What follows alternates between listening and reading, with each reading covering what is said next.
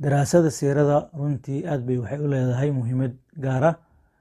Marka ugu horeyso nabiga calayhi salaatu wasalaam waa qudwada qof kasta oo muslim ah.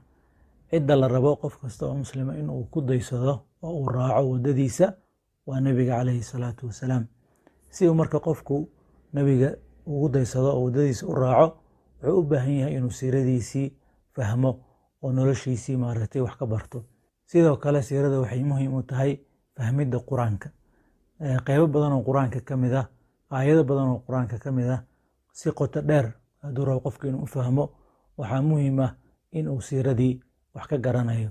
oo quraankii nabiga calayhi salaatu wasalaam wuxuu kusoo deganayay 23 sano oo markaasi maxay ahayd noloshii iyo maraaxishii dacwada ee nabiga calayhi salaatu wasalaam dacwadiisa ay maraysay ayuu quraanku hagayay. maaragtay bulshadii muslimka ahayd ayuu dhisayay oo maaragtay wuxuuna hagayay loolankii bulshada yar kala dhaxeeyay maaragtay jaahiliyadii ku hareereysneed ayuu quraanku hagayay. marka ayadaha quraanka maaragtay maraaxishaas kala duwan ay ku soo degayeen. marka si uu qofku si qoto dheer ugu fahmo, wuxuu aad ugu baahan yahay inuu maraaxishaasi ayadana wax ka daraaseeyo. waxay kaloo siirada barashadeeda aad noogu muujinaysaa isbeddelkii ku dhacay bulshadii uu nabiga calayhi salaatu wasalaam u yimid, mugdigii ay ku jireen, sidii ay u ahaayeen ummad dayacan oo lunsan, haddana ay isugu beddeleen maaragtay markii nuurkii Allah subxaanahu wa tacaala xaggiisa ugu yimid ay qaateen, ay isugu beddeleen dadkii maaragtay hogaamiyaashii caalamka, ay isugu beddeleen ummad kale ay noqdeen.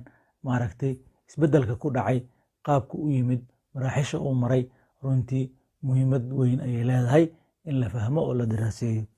iyo guud ahaanba barashada taariikhda runtii faa'iidooyin badan iyo cibrooyin badan ayaa ku jira oo qofku markuu daraaseeyo ummadihii naga horeeyey, kuwii halaagsamay, waxay ay ku halaagsameen, maxay ku mutaysteen halaagaasi, marka wuxuu ku dadaalay inuu ka fogaado maaragtay wixii ummadahaasi hoojiyey oo dhibaatada u horseeday.